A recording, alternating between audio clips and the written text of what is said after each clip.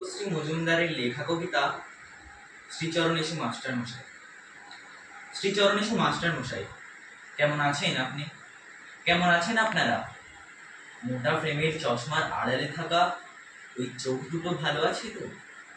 ওই চোখ দুটো ছিল ভীষণ দুর্দান্ত, যার সামনে আমাদের সমস্ত লুকোছাপা ধরা পড়ে যেত অনায়াসে। আপনার হাতে থাকা লাঠিটা ভালো আছে মাস্টার মশাই, নাকি হারিয়ে যাচ্ছে ক্রমশ? এখনো পড়াতে পড়াতে ঘুমিয়ে পড়েন আগের মতো? অঙ্ক কষতে দিয়ে দু চোখ বুঝে আসতে চাই? কত হেসেছি, কত টিপ্পনি কেটেছি আড়ালে, কিন্তু কখনো বুঝতে চাইনি মাস্টার মশাইরাও তো মানুষ। সকালে প্রেয়ারের লাইনে দাঁড়িয়ে শুরু হতো আপনাদের কথা, লাইন করে দাঁড়াও, লাইনে দাঁড়িয়ে কেউ কোনো কথা বলবে না, হাতের নখ কাটবে কেন, পায়ের জুতো নোংরা কেন, পরিষ্কার ড্রেস পরে আসবে। তারপর বাংলা, ইতিহাস, অঙ্ক, ভূগোল পড়া পড়া আর পড়া।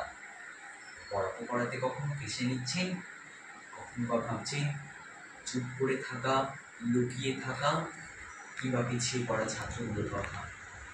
সস্নেহে পিঠে রেখেছেন হাত। পড়াশোনার মতো বন্ধু হয় না রে, এ বন্ধু ছেড়ে যায় না কখনো। যেবার ধর্ম ধর্ম বলে বন্ধ হলো দোকান, রাস্তায় নামলো পুলিশ, তখন আপনি বলেছিলেন, ওরে বেটা, আগে মানুষ হয়ে দেখা। শিবু আর মহিমের রক্ত কি আলাদা রে? বন্ধুর আবার জাত হয়।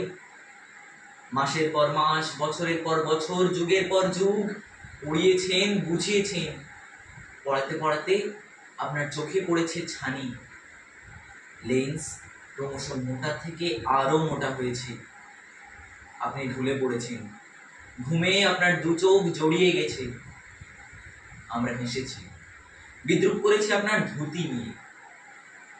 আমরা সবাই বড় হয়ে গেলাম। আপনার লাঠিতে এই ঝোলানো হলো নিষেধ, আপনার বকুনি থেমে গেল পরোয়ানার কাছে। আপনার স্নেহকে বদলে আমরা তার নাম দিলাম কর্তব্য। তবু যখন পিছন ফিরে তাকাই, দেখি আমার ধুতি আর সুতির পাঞ্জাবি পরা মাস্টার মশাইকে। আপনি আবার হাতে লাঠি তুলে নিন মাস্টার মশাই। আমাদের পরবর্তী প্রজন্মকে প্রথমে যে মানুষ বানাতে হবে। নমস্কার।